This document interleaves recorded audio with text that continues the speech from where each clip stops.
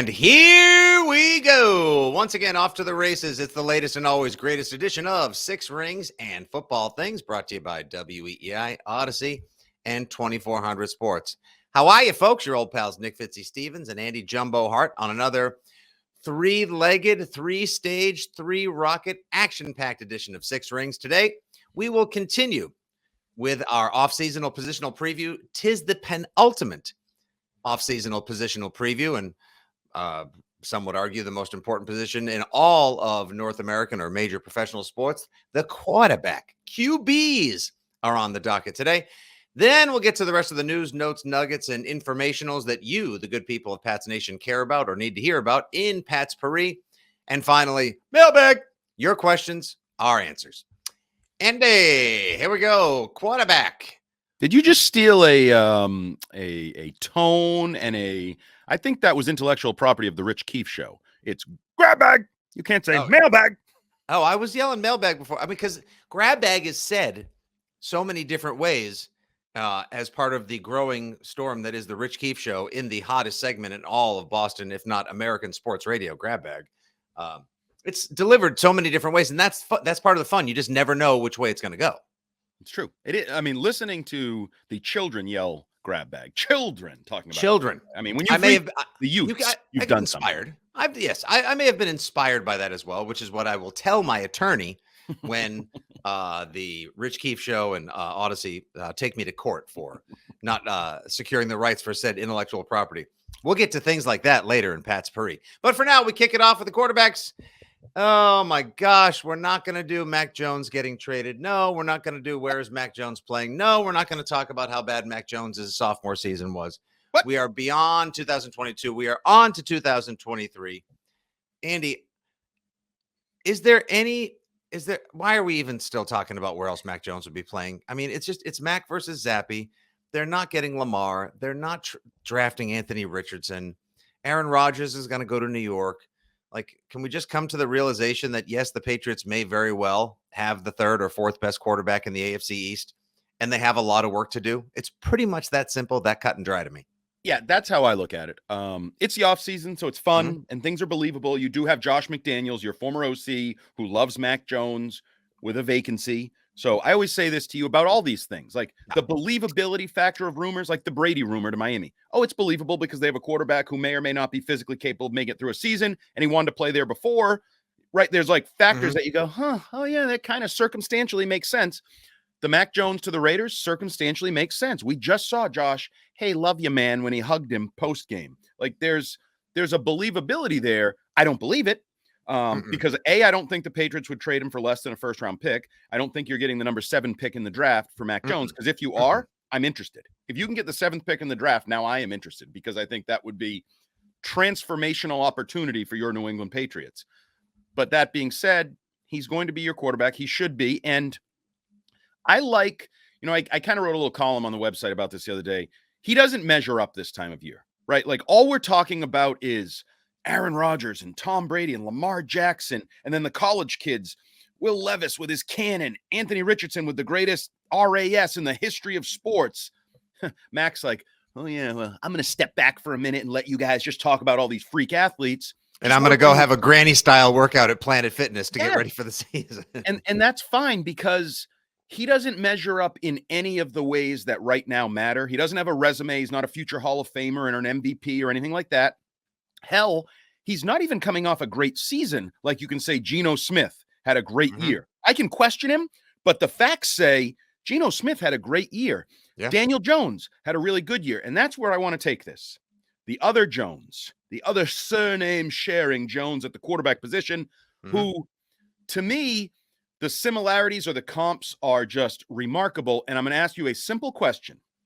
Is what happened over the last 12 months with Daniel Jones and the New York Football Giants, is that a story of opportunity for you as a New England Patriots fan, or is it a tale of caution? And let me explain a little bit so you know kind of where I'm taking you. Do please contextualize. I'm here. So when Daniel Jones was Joe Judge's quarterback, he was a debacle. They were not going anywhere. Joe Judge gets fired. Daniel Jones looks like he's a bust of a first-round pick. Yep. You marry him with Brian Daboll, who's becoming the Midas QB toucher. Ooh, that had reworked. Well, you know what? We'll fix it in post. You marry him up with him. He has I'm going to say a nice year. Giants go to the playoffs. He throws 15 touchdowns. He runs a little bit. Like ran a lot. I mean, and they were a solid team this year. They performed above well beyond expectation. And we started this talking about grab bag and mailbag, and the Giants had to give him the bag, right? He got $94 million guaranteed this offseason. Bananas. More than 2 years, basically 2 years of franchise tag on a 4-year, $160 million deal. Correct. So you have Bill O'Brien coming into town to replace Joe Judge, who was intimately involved with the quarterback debacle last year. Hallelujah. And I think you have every reason to believe Mac Jones could have a Daniel Jones year, right? Not the running, but just a good, solid. Patriots are in the playoff hunt late in the year. Yeah. He puts up solid numbers. He looks like a good professional quarterback. Maybe go back to his rookie year and at like 5% better, 10% better. Well, now you're on course. Are you paying him? Like, are you happy as a Patriots fan? Are you happy about that mediocrity that will lead to maybe a more than mediocre contract? Or are you like, oh, geez, all you got to do to get 160 million is what Daniel Jones did? Like, are you concerned or are you happy if you go down that road of mediocrity? I am happy, or rather I should say I'm encouraged, if not pleased, because that means that the team has gotten out of the tailspin of 2022, and now they have gotten back on track. At least it's a developmental track. It's a more winning than losing track. It's a competence track, which is where I think most fans would like to see the team, or at least thought they would be seeing the team following the 2021 season. That's where I think they were going to be. And Andy, it's interesting you bring up the New York Giants comp, because I think I and a lot of other Pats fans have been thinking of the Patriots in 2023 more along the Jacksonville Jaguars, like you got out of the radioactive fart cloud that was Urban Meyer for Trevor Lawrence, the Matt Patricia Joe Judge offense for Mac Jones. Look what he was able to do last season with Doug Peterson. And now I think a lot of us believe that even without, turning this into the 2007 Patriots or the 2018 Rams, you're going to see this offense open up and return to relevance, and they'll actually have some legitimate firepower. But how the Giants season played out overall is a great way to point, is a great comp, because if the Patriots Giants went 9-7-1 last year. Let's say the Patriots go 10-6-1. Would I be pleased? And they're like in most of these games and they average like 27 points per game. They just lose a couple tough ones to some of the lumber in the AFC because hell, the entire conference is loading up. I'm good with that. Okay. So when Mac Jones's agent shows up next spring and goes, listen, we don't really want to do the whole thing with the 5th-year option. We'd like to jump into negotiations right now on a 5-year extension. Thoughts? Depends on how he plays. If he has a Daniel Jones season, if he only throws like 18 touchdown passes, runs for 3, has 10 picks, I'm just going to say, you know what? We'll see. Daniel Jones just got 160 million based on virtually that. Right. But what Brian Daboll did with the Joe Judge, like with the rotting clay of Daniel Jones for those 2 seasons, that he was able to actually make something of him at all on a team that had nothing. It was Saquon, Daniel Jones, and I mean, like Kenny Golladay didn't factor in. Sterling Shepard tore his ACL a third of the way into the season. You're talking about who was he throwing? Richie James and insert name here and underscore Jones and a bunch of other freaking fantasy waiver wire heroes. And they found a way to be relevant, and they found a way to win big games. But relevant was good enough for them. Yes, they were also. I think they're going to regret the contract. I think they're going to be. I think it's way too much money. So that's where I am, because I think you're going to have to make some important decisions after. Obviously, they chose not to pick up Daniel Jones's option. That's why they paid for it. The mess they were in this year. I'm assuming if Mac Jones has a Daniel Jones year or a Mac Jones rookie year this year, I'm guessing the Patriots will pick up his 5th-year option and be willing to pay that 1-year deal. Yes, to extend the game, so to speak, and not put as much pressure on everything and everyone in the timeline. But I still think you're going to be in a difficult decision mode with Mac Jones over the next couple years. And So we are breaking down the quarterback position. We should mention Brian Hoyer is going to be expected to be reportedly released. Veteran. As of March 15th, when the new league year begins, free agency going and all. Do you With think dead he plays money. anywhere? Only New England. Yeah, he's not going I anywhere. would be stunned. We'll see how that plays out, but you're going to add at least one quarterback between now and May, whether that's a draft pick or a veteran or both. I don't know how they'll handle that. I'm guessing you won't add a veteran, although with Bill O'Brien's track record, he might I want you to put a bet veteran. on it. Go put a bet on it now. Which way does it go? I'm going to say they draft a quarterback. I'm going to say you're going to have three young, a third year, a second year, and a year. rookie. Yep. Wow. 3-2-1. 3-2-1, go. And you know what? They'll want to see which they'll. I agree, because I don't think Baker Mayfield. It's not going to be Garoppolo. He's looking for 25, 30 minutes. No sense whatsoever. None of the veteran retreads. Nope, it's not going to happen. Nope. Jimmy. No, none of these other guys. You're not going to see Davis Mills get released by Houston and come to the Patriots. You're not going to see the equivalent of Chase Daniel or, late year Sam Bradford coming in. No, it's McCarron. AJ McCarron. He's lighting up the XFL. I would take AJ McCarron as the backup quarterback, let alone the second quarterback. I mentioned that previously. And by the way, this is a Pat's Purry nugget, but I'm just going to shout it out now. XFL ratings are excellent. Yeah. Well, I've been watching some. I watched one of the games this weekend that ended in a brawl. I kind of enjoyed it. That was great. You got one quarterback that was sharing plays with the other. You've got controversy. You've got drama. You've got fights. You've got scoring. You've got unique rules. No wonder why it's doing well. And they're going to have more people potentially at the Battlehawks home opener this weekend than were in Gillette for the freaking Patriots Bengals game. Wait a minute. Some team has their home opener, and isn't this week 4? Yeah, they played on the road the first 3 weeks. Oh, they got hosed by the schedule makers. Yeah, they totally but they're 2-1 still. That's awesome. I didn't know that. Oh no, the Battlehawks are a blast. I think AJ McCarron will be on a roster this fall. And would I take McCarron as the third quarterback in New England? Blank, yeah, I would. If they're going to take a veteran, that's the one I want. Okay, so let's just say they take a veteran, whatever. Where does Bailey Zappi fall in all of this?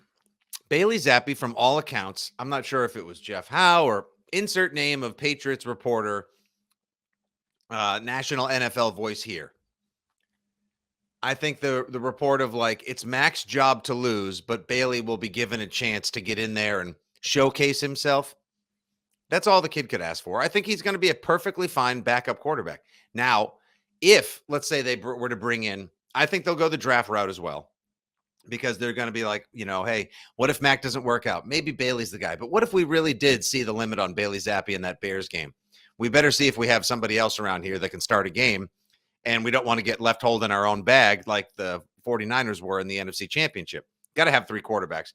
I say they draft one. If they bring in McCarron, I'd be thrilled. What about Hooker? Tennessee quarterback. Yeah, Herndon Hooker has skills, and you know what? Because he tore his ACL, he's going to fall. He is a value pick. Thank you very much. That's my point. And if you are, I think it would be an interesting dynamic, let's just say, because you have Mac, the traditional, nothing special physically quarterback that maybe meat some and people, potatoes. Yep. And maybe he has a great year and you go, okay, he's great. And then you have the athlete in Hooker who presents value because of the injury and has freakish athletic skills. It's sort of a inverse of the Washington then Redskins when they drafted RG3 and Kirk Cousins. You had the freak athlete at the top, then you had the just meat and potatoes, pocket, boring guy. Took him in the 4th round. Him flip the script. If you can get Hooker as a value pick, I'm intrigued by it. And not just because I'm one of those that has to blog about the idiocy of training camp at times, and that would make things fun if he was just even walking around.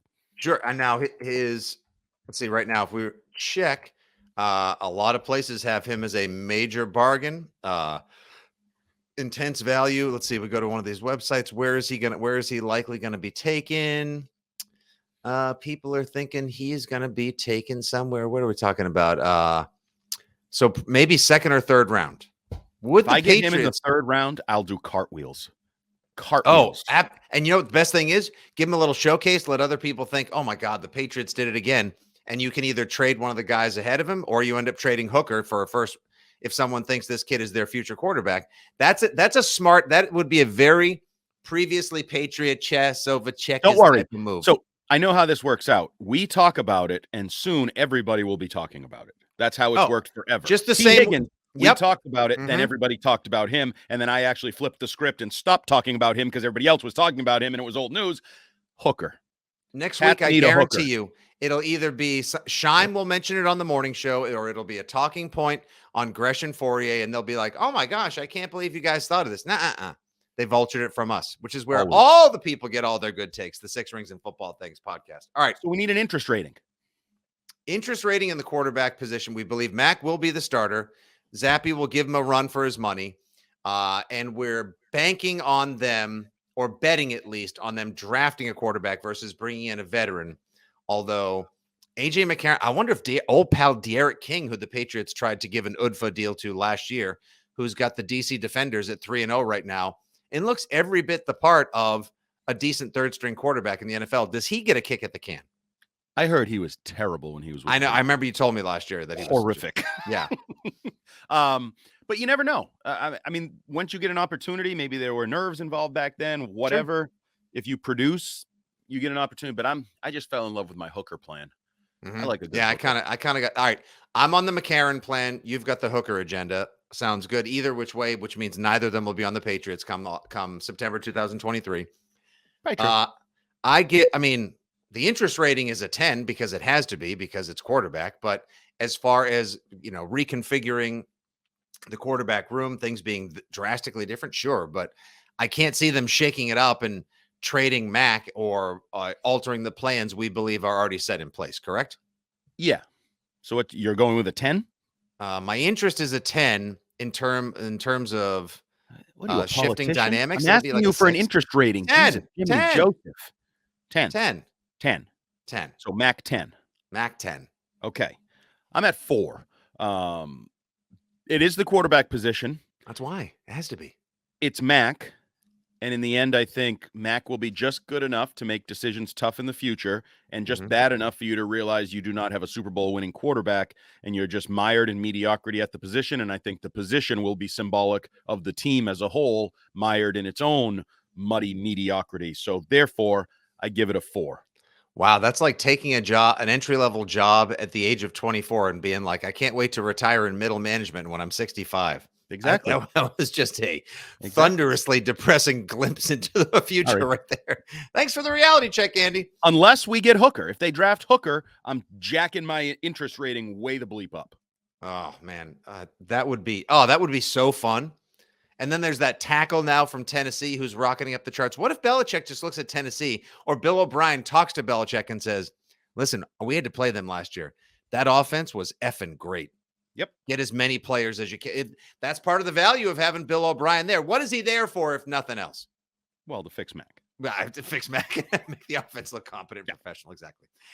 Good job, Andy. All right. I give it a 10 because you have to, because it's Mac 10. It's the quarterback position. Andy gives it a 4 because he's a Bailey Zappi guy. Isn't that his number? See? And Brian Hoare, where for art thou? AJ McCarron, that would be so fun. Well, I think that would be an absolute that blast. You think AJ McCarron would be fun tells you how 4-ish the Patriots quarterback position is. You're getting excited about AJ effing McCarron.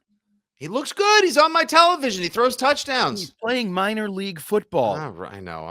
I know. It's a bad worldview. I know. It's so sad. Look at how far it's fallen. But that's why it's a 10, because Mac needs to step it up. I'm sorry. If he has a season comparable to 2021, I'm not picking up the 5th-year option, because that means we've seen his ceiling.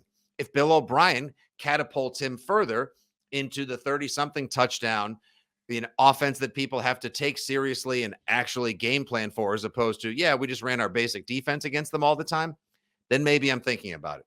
We shall see, but I am interested none the least. Thank you guys for listening, tuning in, subscribing, and following along during our merry discussions, diatribes, and disagreements here in the growing community of Six Rings and Football Things. Moving on, time for Pat's Paris, the grab bag of Six Rings, the news, notes, and nuggets from around the wide world of Pat's Nation and the National Football League. Andy, let's just kick it off with something that came fresh from WEEI this morning. As hot a hot take as I think you'll hear that didn't come from the mouth of Jermaine Wiggy Higgins. Morning show producer slash third man in, third mic co-host, whatever you want to call him, Chris Curtis, dropped a Moab, not just a bomb, not just an ordinance, but a Moab. We'll call it a moat, a mother of all takes, that the New England Patriots broke just about every rule under the sun. And actually, according to something he heard coming out of the combine, or a report from the combine that somehow made its way to Curtis, who's currently in Florida, and that the New England Patriots actually hired Bill O'Brien sometime between the end of November and early December. Now, most people that are listening right now are like, what's the big deal? It seemed pretty obvious. We all knew all along that a Billy O and Billy B reunion was likely in the cards. Would you please explain to the people why, if this were true, and I don't believe either of us thinks it is, but would you please explain to the listenership right now why, if this were true, it would be very, very bad? Well, first, there's the superficial. You're basically calling everyone involved a liar. Robert Kraft, Bill Belichick, Bill O'Brien. Bill O'Brien, if you recall, leading up to Alabama's bowl game, said he had not spoken to anyone in New England since April when he had visited with his old pals and former employer. Robert Kraft and the Patriots, New England Patriots and Bill Belichick put out a press release right after the season that said, we will begin interviewing for the offensive coordinator position. And those are all just, okay, it's sports, people lie kind of issues. There's the bigger issue of the Rooney Rule, and which I believe this would be an inherent violation of the Rooney Rule, which would probably require an investigation and a penalty from the National Football League. And, oh, by the way, I think Brian Flores' attorneys and the still pending lawsuit about the Rooney Rule and sham interviews and all the crap that goes on for white coaches in the National Football League and putting black coaches at a disadvantage, I think they would be quite interested in this. And I think this would be Exhibit A once again. Even though Exhibit A was already Bill Belichick's texts last year, I think this would be a new Exhibit A. This would be an absolute mess. And I do want to follow up you. I have no reason to believe this is true.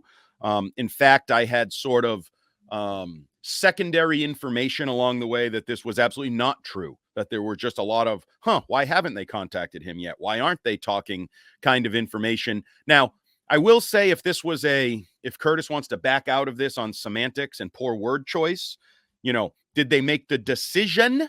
Even that would be an issue with the Rooney Rule, I believe. But they maybe made an internal decision of, yep, we got to go get Billy O after this season. This has been a debacle, whatever. Is that a report? I mean, right. I mean, that's kind of what we thought it would have been an upset if Billy O'Brien did not end up the offensive coordinator of New England Patriots. Betting favorite basically from September on, which is why I think you and others called it a fireable offense if the Patriots just held on to Patricia and Judge because they were holding pattern coordinators. Yeah. So I don't really believe the report. But it's out there. Curtis clearly believes it. He trusts his sources at the combine, whatever that may mean. It's interesting. It's going to get the attention, as I said, of a lot of people in the NFL and around the league, inside of Gillette Stadium. I think it will not be very well received, whether it's true or not. So there's a lot to this. From our perspective, it doesn't really affect anything other than the draft pick. If we're just covering the team and we're analyzing the team, if they lose the third round pick that could have been Hooker from our previous segment, and I lose my quarterback of the future, my value quarterback, I'll be pissed about this. Andy, if there's any truth to this, and somehow an independent investigation led by Ted Wells du jour steps in and finds out that the Patriots did, in fact, collusion's been one of the topics of the day. And if they, and we'll get to that otherwise with quarterbacks in a second, but if there were some dirty dealings, some back alley negotiations, and the Patriots all but hired him with weeks, if not months to go in the season, circumventing the entire proper process and the Rooney Rule, it won't be a third round pick. They will drop the hammer on the Patriots. You're probably right on that, which would be really just terrible for everybody. Oh no, like Bill would be forced to potential. I'm not saying this like, oh, click here, listen to Fitzy's idiocy. Bill would possibly be gone.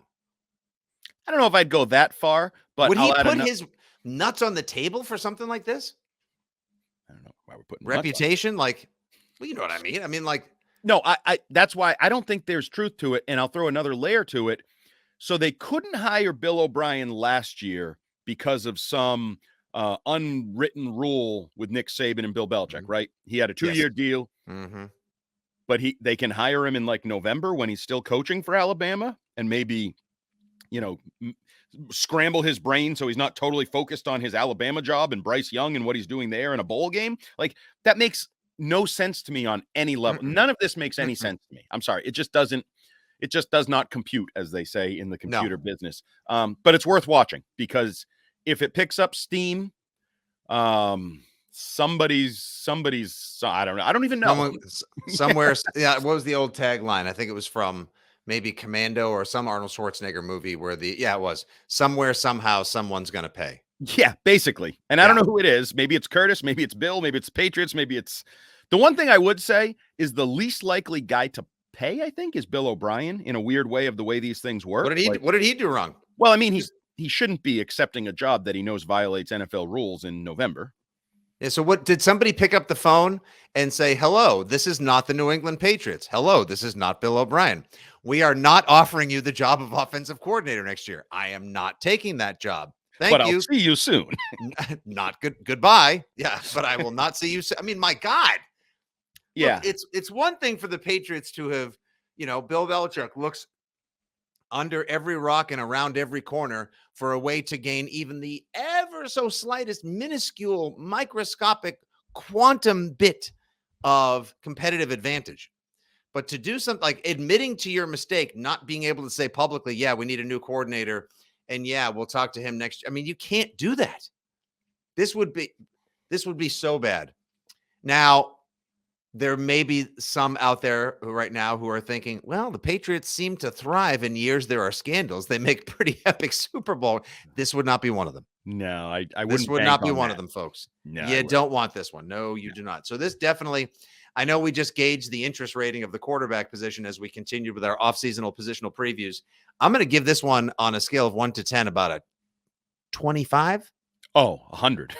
Yeah, at least a 25. Speaking of 25, number 25 in the New England Patriots, number 1 on Andy's Patriots, probably Andy's Patriots roster ranked 1 through 90. I'm just going to guess right now before you publish this in August 2023, when you rank the talent of the Patriots from 1 to 90 on the roster. I'm going to go ahead and guess that maybe Marcus Jones has a shot at outside being the number 1 player. I would say outside shot, but he sure as poo is going to be in the top 5. Top 5. Oh, yeah. Sure. Now, I actually will downgrade him because he went on Good Morning Football yesterday with our friend, Mike Giardi, who did an excellent job. What a handsome host. There's a reason why I call him the most versatile man in sports media, because he is unbelievably talented, underrated nationally and locally in radio and TV. He's always smooth, Andy. So That's good. the thing about Mike. He's always smooth. He's the best. Hopefully he's the future host of the Andy Hart Show if I ever get my own show, because that was my dream. But anyway, I thought he did a great what? There's a sneak preview for what you can look forward to whenever I get myself canceled or Andy becomes program director at WEI. It's been a fun run. I've enjoyed my time, but I didn't say you wouldn't have a role. I just Mike Giardi be the host of the program. You're just, at most, you would probably turn me into what Tony Reale was before he took over Around the Horn. I'd be like Stat Boy. No, fanboy. Okay, fanboy. All right. I can tag along as fanboy. Anyway, so they had Marcus Jones. Gee whiz, thanks, Mr. Hart. And I'd like to think that we have been the voice of reason with Marcus Jones. I believe we talked about him playing offense before anybody else did last year, that they needed him. It worked. 100%. Again, us with the takes. We were first on that in town. Then the Hub steals it. Then WEEI ran with it. And everyone was like, this is the answer. Like, we'd been begging for it for weeks. Yeah. And this offseason, I think we were first saying he should move to offense as his primary position. He should be a playmaker, slot receiver, versatile jack of all trades, because he's best with the ball in his hands. And at cornerback, in my opinion, he's run of the mill. I'm not saying he can't compete, but I think he's just kind of an average cornerback. His upside is on offense and with the ball in his hands. And we even talked about, remember, because he's so good as a punt returner, teams are going to avoid him now. So he's going to have the ball in his hands less in that phase of the game. Who the hell would kick to him after what they saw out of him last season? Exactly. So Mike Giardi said, a lot of people are talking about you should move to, and I think Mike Giardi was quoting us, even though he didn't give us any pub on the podcast or first name basis. Thanks, Mike. Pal. Oh, pal. I just gave you the greatest pat on the back ever, and you screwed us. Anyway. Pumping his tires. My God. Marcus Jones says he's a DB. He's a DB first. I mean, he did say, whatever the team needs, dabble, blah, blah, blah, but he thinks he's a DB first. I hate it. I hate the idea. And I don't know if he has already been told he's a DB first. Or what if he was told, you were going to use you on offense, but just keep quiet about it? That's the only thing that I'll accept. Because I even saw people saying, well, doesn't he have a say? Why are they still going to move him to offense? Well, no, he doesn't have a say. He's an employee. Like, if I tell you to work over here, you work over here. Mm-hmm. Nobody knows that better than you and I. We get jerked around and move around all the time. Right? You work for a company, you basically do what they ask of you in your role. I still want him on offense as we look to retool and rebuild, and who knows where the wide receiver position goes this offseason with draft picks, free agency trade, whatever. I think you have an answer in-house that is valuable. So I'm not giving up on the fight. Just because the very guy involved said he's not going to be a full-time offensive player, screw him. I'm not listening. I'm still holding out hope. Charles Woodson was way too good at it in college. Marcus Jones, the only guy, as Mike pointed out, in the interview on Good Morning Football, the only guy last year, the only guy in God knows how long, what was it, since Deion Sanders to have a kickoff, to have a special teams touchdown, offensive and defensive touchdown in the same season. That is elite company. And he is, dare I say, right now on the roster, one of, if not maybe the only truly elite talent on said roster. And I know coming into the NFL at Houston, he actually had, and your favorite website is about to be name checked in 3, 2, 1. Pro Football Focus's highest rated cover grade coming into the draft. Okay, great. But where did he really showcase? Where did he pop off? Where did he go off and show out last season? When he had the ball in his hands. Yeah, nice INT return against Joe Burrow and the Bengals on Christmas Eve. But that was just tipped right in the air. That's with the ball in his hands. That's my point. Like, even Bill, if you remember, post-game said, I think he might be the only person who returns that for a touchdown. Bill made that comment.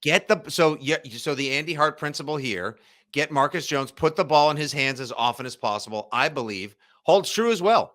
And I tell you, if you get the ball in this kid's hands more, he becomes a star. And then I got to see Marcus Jones play. Then his jersey is flying off the shelves at the Patriots Pro Shop, and all the kids are wanting to go as Marcus Jones. Now, next thing you know, all the kids of New England aren't buying Justin Jefferson, Joe Burrow, and Patrick Mahomes jerseys. They're buying Patriots jerseys again. And you and I are on a duck boat, just grabbing McGillicuddy's and Bud Lights left and right. Oh, what a time to be alive it'll be. That took a turn for the positive. It sure did, didn't it? Hey, you said that was my job. I was just being fanboy on the Andy Hart show. Fanboy. Mike Giardi. There you go. Also in Pat's Paris right now, DeAndre Hopkins appeared on the Pat McAfee program show, whatever you want to call it, and used more Patriots phrasing in his answers to Pat McAfee questions about hearing the trade rumors. D-Hop said he is aware of them. He realizes he's probably going to play elsewhere. He's not looking to cash in wherever he goes. He's willing to structure things to be team friendly so he can go someplace, be happy again, and win. Was in a good mood, but then he had to do this, chumming the waters for the fanboys and the diehards like myself. He said he just wants to do his job. Do you think there's any chance that there's, as he's heard, and now many people, legitimate reporters or sources, have said some parameters are being established between the Cardinals and teams that have called them? Do you think the Patriots are one of those teams? Like, should I give up the ghost on this one, or can I still keep hoping against hope that maybe D-Hop makes his way to the land of IHOP? I would keep hope. I don't think it's likely, but I would keep hope. I'm guessing they have been involved with conversations. Again, I think, there might be more on the table elsewhere. That's often an issue for the Patriots, is how much they value somebody and how far they are willing to go in their timeline. I've said this to you. He's more valuable to a team that thinks it's a piece away, an option away, a veteran receiver away. Like, we're close. We need this. So my guess is he goes elsewhere. The one wild card, and we've talked about it endlessly, I still don't know the Billy O'Brien thing. Like, I still don't know if he hates Billy O'Brien. He hated leaving. How are we ever going to know? How are we ever going to know? Well, we'll know if he's acquired, that he, and shows up and is in uniform, that it's not a deal breaker from his perspective. Do you care at all that he was suspended last year? Zero. Well, the only reason Rob I Ninkovich was I didn't judge Rob Ninkovich differently. I didn't judge Julian Edelman differently. No, This I know you happened. didn't, because that's how super fans are and, Yep. hypocrites are. I was Sure. asking more in a technical fashion. Is it possible that the reason he looks good as an aging receiver is because he was doing whatever it took to look good? And when you get busted, are you more likely to not do it because you can't risk another violation? Just anything like that? Like, One would imagine one might be a little more careful about that. I doubt he's taking his tests with an Ontario Smith Wizinator in, right. in the presence of whatever NFL officials are supervising his hopefully pharmaceutical free tests. No, I think he's got. Look, I just want a really good receiver on the outside. I just want somebody again. If you've got defensive coordinators saying like, yeah, we didn't worry about anyone that they threw at us last season, then at least when you bring in somebody with his resume and his skill set, even if it is near or if it's like seeing the last exit before professional decline as we're in the, on the D-Hop Express, I'm fine with that. I'm 100% fine with that. Because the Patriots, sad to say, have a terrible track record when it comes to drafting receivers. And I know aging veteran receivers come here and the Reggie Waynes and the Joey Galloways and the Ocho Cincos suck from Situate to Shanghai. He still has more skill. He's not where they were when they got to Foxborough. He was one of the best receivers in football when he returned from suspension last year. I think Correct. he had the most receptions after the suspension. He had 720 yards in 9 games with 3 touchdowns, like maybe 70 catches as well, like a ton on a garbage fire of an offense as well. So keep the flames and the hopes alive on that one, and I will be banging the drum. Lastly, Andy, Aaron Rodgers and Lamar Jackson. Neither of them are coming to Foxborough, but they are dominating the headlines. Well, they might come to Foxborough to play the Patriots on whatever team they're playing for. Lamar Jackson, won't he be on the Ravens? I don't know. This whole non-exclusive franchise tag and the collusion therein to make sure that he doesn't end up, I believe it's collusion, that he doesn't end up the next Deshaun Watson with a fully guaranteed contract because, over their dead, aging, super billionaire bodies, will the NFL owners ever have another guaranteed contract or have that be part of the collective bargaining agreement? They're doing everything they can to prevent that. And it's going to talk about lawsuits and an ugly look. If Lamar Jackson needs to hire an agent. I know he doesn't want to give up 10% of several $100 million.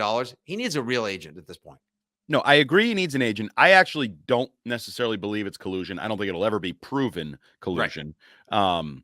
I think hopefully the owners are too smart for something like that to ever, put it in emails and texts and things that can be produced. But it's the nudge, nudge, wink, wink of the good old boy society.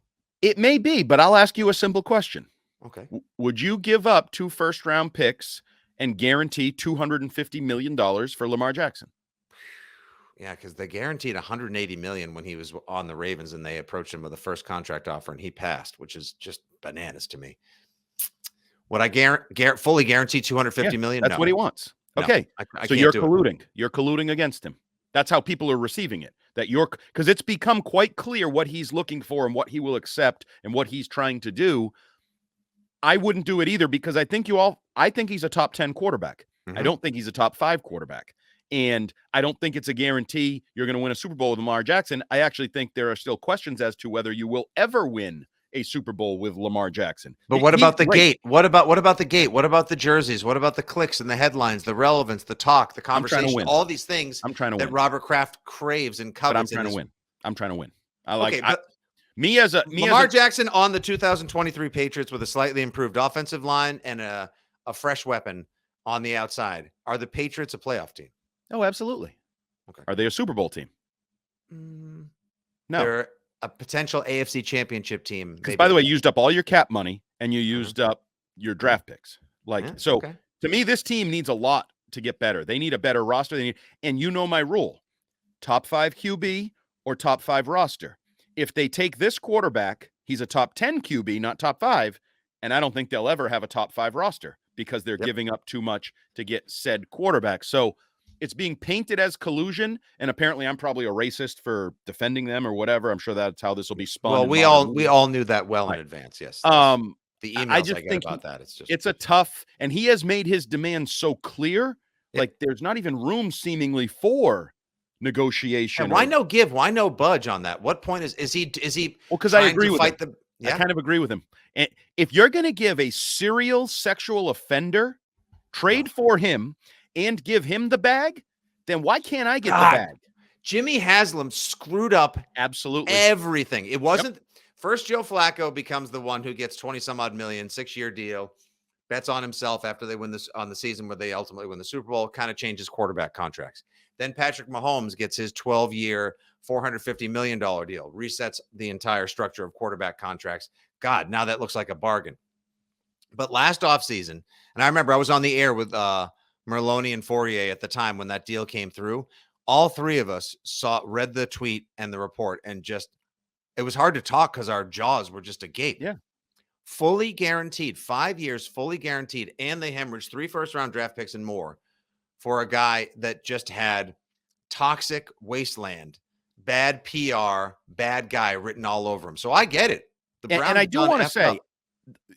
the Deshaun Watson at his best is a much better quarterback than Lamar Jackson. I believe he's a top 5 quarterback because he's a better passer, but he had the baggage, and forget about that. You did something that just can't be done. I told you this. His cap number is whatever, $52 million moving forward every year. It's the highest cap number by more than $10 million that's ever been had on an NFL, sheet. So it's a tough situation because I actually agree with both sides. Terrible sports talk radio take. I agree with the owners to say, nope, I'm not the Browns. I'm not doing it. And I agree with Lamar Jackson to say, I'm worth as much as that dude. I want my money just like that dude. So I agree with both. And that's probably why you have such a butting of the heads, because both sides have legs to stand on. Aaron Rodgers, Diana Rossini, as of this morning, tweeting out that it's looking more and more likely like it's going to happen. The private meeting went well. Woody took the private jet. They had conversations. This is going to happen. I believe, I think I'll go on the record like I imagine you would as well. I feel pretty safe, pretty comfortable, pretty confident saying that Aaron Rodgers will be quarterbacking the New York Jetropolitans for at least a year, if not the next couple of seasons as well. And he'll be playing twice against the New England Patriots. And oh my God, get ready for the tongue bath, the Pats porn, the Belichick love fest. Ooh, it's going to be good. And get ready, Pats fans, to not just have the whole like, oh, you can't spell jet, like my old lame joke. You can't spell Jets without jest, which is what they play their seasons in. That's going to be gone because, yeah, they might have to lose 1 or 2 really good players like DJ Reed or Carl Lawson, Corey Davis, not Corey Coleman. That guy stunk at receiver. They're going to have to lose some talent to be able to afford Aaron Rodgers. But guess what? They already had a pretty loaded roster, and they just needed a good quarterback to make the playoffs. This immediately puts the Jets, if he says yes, with Donnie Darko at quarterback, this puts the Jets in the AFC Championship conversation. 100%. They have the weapons, I thought they had a championship caliber defense last year. You're marrying that up with weapons offensively and a quarterback who I still think has the talent. I do still think some of the struggles from last year were both mental and physical. I think his head was all over the place last year, and the thumb injury absolutely affected the way he threw the football. He's healthy. And more so, I think we've seen with Tom Brady and some of these other guys, even Brett Favre, who paved this road from Green Bay to New York once upon a time. When these guys, these diva QB, late career Hall of Fame QBs are motivated, oh boy, watch out. You can get a special year out of them and extras. And they motivated him with Jordan Love. Jimmy Garoppolo motivated Tom Brady. Going to Tampa motivated Tom. When these guys have a bee in their bonnet, they prove it usually. And I think Aaron Rodgers, whatever you want to say about him, that it's a travesty that he's only been to 1 Super Bowl, only won 1 Super Bowl, that whole thing. Look out. He might be going to and winning number 2 this year. Yeah, this year or next for sure. I think the Jets still have some draft capital as well this year. They didn't mortgage any part of their future to get where they got and to take who they took. Just swallow this. Get ready to take this medicine. Like, they're going to be good. They're going to be really good. And yeah, he does have a chance. And yeah, he would be a legend. And while it's still weird that he would follow the footsteps of the man he tried so desperately not to be like or walk behind in Brett Favre, then ultimately making his way to the New York Jetropolitans. It's going to be great theater. They're going to be a really good football team. Just another freaking team with another potentially great quarterback who could be super motivated. Don't forget, every time, Andy, Aaron Rodgers finished outside the top 10 of the NFL 100, he won the MVP the next season. He's just over a year removed from winning MVP of the National Effing Football League. So anyone who's going to be like, he's washed, he's garbage, he's not what he used to be. Just wait. Just you wait, Henry Higgins. If he's motivated, he's pissed and has a point to prove and knows he could be an all-time legend by going to the Jets and winning a Super Bowl or at least getting to one. Whew. Is it possible that when they told Derek Carr, you'll be a first ballot Hall of Famer if you come win the Super Bowl here, they got their scripts wrong and they thought they were already meeting with Aaron Rodgers and they actually meant to say that to Aaron Rodgers? Oh, that was because that's actually true. The Derek Carr one was like, yeah, you'll be fine. Yeah, we'll pay you a lot of money. You'll be fine. Right. And then, Andy, the AFC East this year, Josh Allen and the Buffalo Bills, maybe their last kick at the can, because who knows what their roster is going to look like, or at least for a little while till they'll have to restructure because, and we'll get to a question about the Bills when we get to Mailbag in just a moment. They're still the AFC East until otherwise runs through Orchard Park. Then you have Aaron Rodgers in New York. And then you might have Tom Brady in Miami and Mac Jones in New England. How you feel about that, Fitzy, the fanboy? Fanboy needs a minute. And it's not to clean up. It's mostly just to go take a quiet cry. That's what I'll get to that later in the shower. Oh boy, it's gonna be fun. Stay tuned here. If and when it happens, we'll be with you. We'll maybe even do an emergency pod. Who knows? But Six Rings and Football Things will keep you updated. Follow us at FitzyGFY, at Jumbo Hart, at Six Rings Pod, and at WEEI for all the latest on everything that is important and impacts the New England Patriots. Okay, final segment. Mailbag. We got a lot of today. What we decided to do, instead of like cherry picking, should be a female bag this week because it was International Women in Sports or something day or International Women's Day. I'm striving for a world, Andy, where we don't have to like ever have this kind of person's or that gender identity day, month, week. It should just every day should just be a great day for everybody. Yeah. So yes, okay, it could be female bag, it could be person bag, it could be parcel bag, we can call it question bag, whatever you want to call it.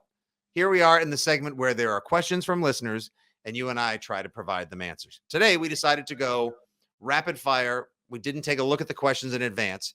I am going to start with one question from me, though. Hi, first time, long time, at FitzyGFY here. Okay, if the Buffalo Bills lose one or both players in safety Jordan Poyer and linebacker Tremaine Edmonds, Bill Belichick has been known to vulture great defensive players from the Buffalo Bills in free agency previously. Andy, of the two, who you taking a kick at? Edmonds. Oh, hell yeah. 100%. It's the only answer. Young, athletic. And I know there's some people that think he's like never lived up to his draft pick or his athleticism or anything like that. I think he's a phenomenal football player that Bill Belichick and Steve Belichick and Gerard Mayo would just a field day deploying throughout the front, the box, the coverage, everything. Everywhere. Yep. Everywhere. I think he'd be so much fun. So much fun. And that's what I'm looking for. You know, no disrespect to Jawan Bentley or Jelani Tavai or any of these guys. You can't hang with a guy like Edmonds, and he is a modern NFL linebacker. He is a guy that can do the types of things that we wow at from other teams. It'd be nice to see Bill have one of those. So, yeah, sign me up. Hit like a hammer on the front line, backpedal into coverage on the next play, and go sideline to sideline with borderline receiver speed. This kid is a stud. Yep, he is. And I think hear that? That's them just scratching the surface of his talent in Buffalo. And I think he would explode. Wouldn't be surprised if here we were like, are they going to go get a receiver? Is it a cornerback? Will they throw the bag at Orlando Brown? What if Belichick just writes a massive check to Edmonds and says, now I have a linebacker room again? Yeah, I would like to see it. The one thing I would say, and I'm just throwing this out there because I don't actually believe it. 5 for 80. Wham. Is there any chance that he's sort of the linebacker version of Jonnu Smith? Because I think they thought they were getting Jonnu Smith at the prime of his career. He's an athlete whose surface has not been scratched. We can maximize him, all those things. Is there any fear that Edmonds is who he is and you're like over extrapolating based on his athleticism? Oh, man. You are like a cold breeze and a splash, like an Aqua Velva splash of reality. I just like, if we're in the Pat's boardroom, boner is safe with Andy Hart in the room. No, if I were in the boardroom, Bill were presenting why we're going to sign this guy, I'd say, hey, Bill, this sounds a lot like what you said about Jonnu Smith a couple years ago. Any concern we should be hesitant to hand him the bag? Okay, fair question. Honestly, we always say Bill has too many yes men. I'm the opposite of a yes man. I'm a no man. Yes, you are. You're inimitably you, which is why we love you. But I Now, want him. all right, here we go. Mailbag, straight, fresh, unfiltered. What do we got? David Tressel, Jerry Jeudy from the Broncos. A fourth this year and a second next year. Is it worth it? Will they trade him? I would do it, especially if I can put some sort of conditions on the second next year. We've mentioned him. We've mentioned Sutton. We've mentioned just these various guys. We should I like Sutton. I like Sutton. If there's sneaky shopping him, I would take him as much as I would take D Hop, maybe even more. I think I would too, because I think the 3 years long-term younger. upside is better. Yeah. We should throw out there a weird little thing on social media that I'm not sure if you saw, that kind of tangentially plays into the T. Higgins world of the Bengals.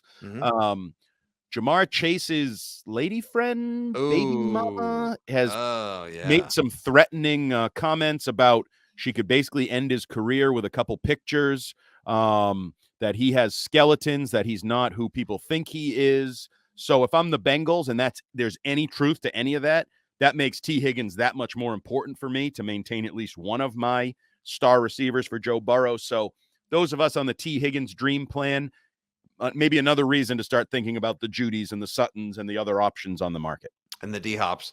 And you can probably trust, and I don't feel good saying this at all. There's actually shame in shame in the brain right now when I say this. There are probably people with bags of cash and NDAs addressing that very situation right now. And it's sad to say, but that's the way that the NFL and sports work. And it's just, I hope it's not true, but at the same, gross.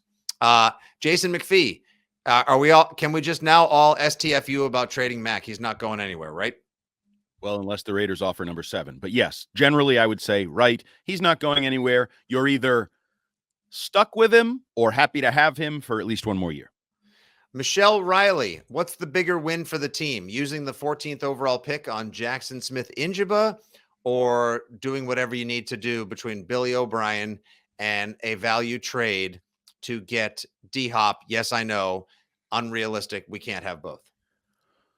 Well, I wouldn't say you can't have both, because I think it's going to take a mid pick to get a second or a third round pick at the highest to get Hopkins, and you have the 14th pick. You can use it if Smith-Njigba is there.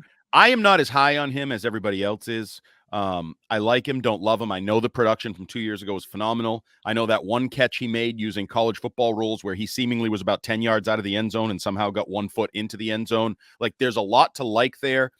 I'm not sure I love his measurable upside in terms of speed. And I fell in love with Zay Flowers. I guess I'm just taking the long road to say I fell in love with Zay Flowers. Same. I want, between the two, between Smith-Njigba and Zay Flowers, I would want Zay Flowers, because somebody just put out a mock that the Patriots take Zay Flowers in the second round, and I needed the Rich Keefe excited gif.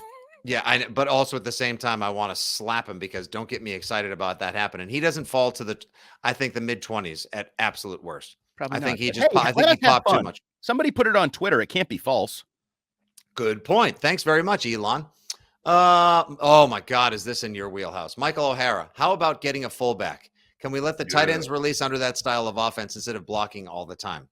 I'll take a fullback. Any fullback you can find me. Now, I want a man's fullback. Would Billy O'Brien do that? Would he convince Belichick, we should bring a fullback back?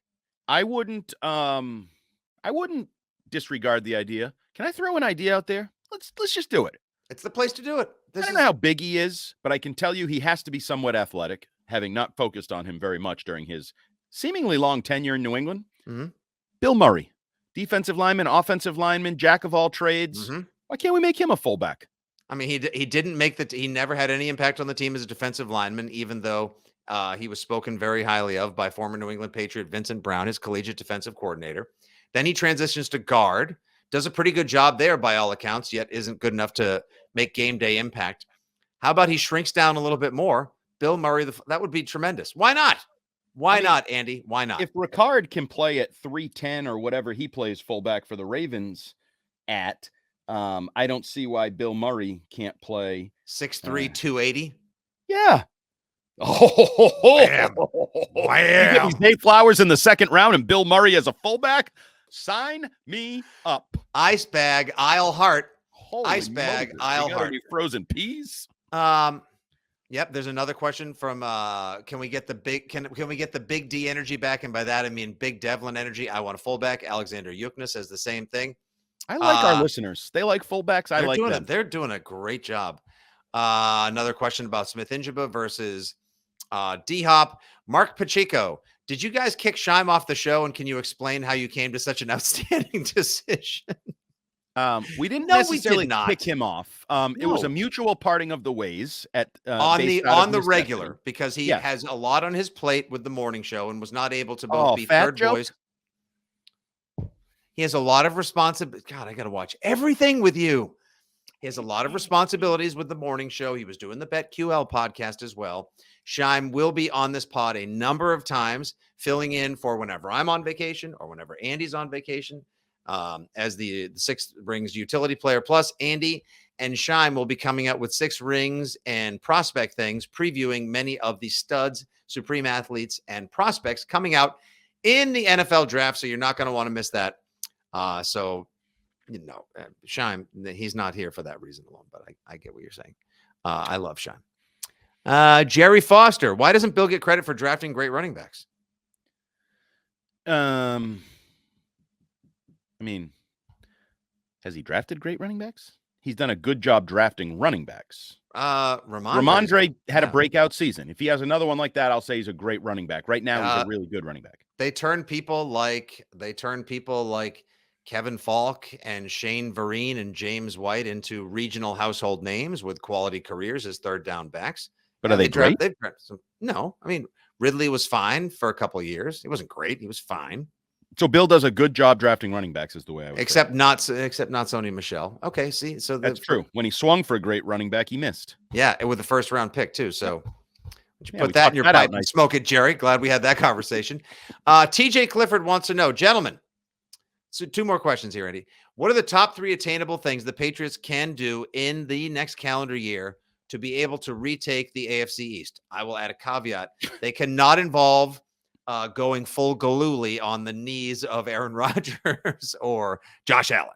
See, that's what that's the real kick in the nuts to some degree of if Aaron Rodgers comes to the East is you probably were convinced if the Bills stumble, if Josh Allen tweaks a hammy, I don't want to say anything major, but misses a month with a bad hamstring pull, maybe you could steal the division. Well, now you get freaking Aaron Rodgers in the way too. Now there's 2 of those you need. But no, I would say my simple plan that I've kind of fallen for, sign a tackle to solidify your offense. Actually, it started with get Bill O'Brien here. Yep. We've done that. Sign a tackle to solidify your offensive line. Trade for D-Hop or add a receiver and take the best cornerback/receiver available at the number 14 pick in the draft. I have nothing else to add. I believe that will at least return them to near the top of the conversation as well. Whether they could take the East, that means a lot of they'd have to have a great draft, good free agency period, and everybody get out of the 2022 tailspin, do their job, and play better football. Lastly, Tony Gaffney, what do we think about getting Dalton Schultz if the Cowboys let him go? Meh. Yeah, I mean, is he going to make a difference? Do we need another $12.5 million tight end?